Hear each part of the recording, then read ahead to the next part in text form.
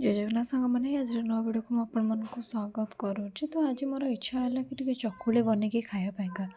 तो घर मानक जब भी चकुली बनैकी खाई था तो सेठारे कौन चकुली सहित मटर तरकारी बनैकी खाओ।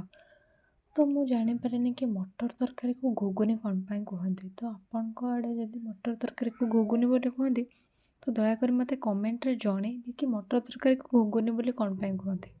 आउ गोटे जिनस चकुली सहित मटर तरकारी कॉम्बिनेशन पूरा अलग प्रकार थाए। आउ चकुली सहित गुड़ भी खावाई भी बहुत भल लगे। तो बाकी चकुली किसी जन कहे कि चकुली सहित चिकेन कॉम्बिनेशन भी आम बहुत बढ़िया। तो चकुली सहित चिकेन तो मुझे बनईनी, बाकी मुझे बनई चकुली सहित चिंगुड़ी कषा। तो चलते देखा कौन केमती मुझे कल। तो चकुली मुझे बैटर बाटिकी रखीदी तापर सेटा को टिके जस्ट लुण आड करके चकुली तैयारी करने।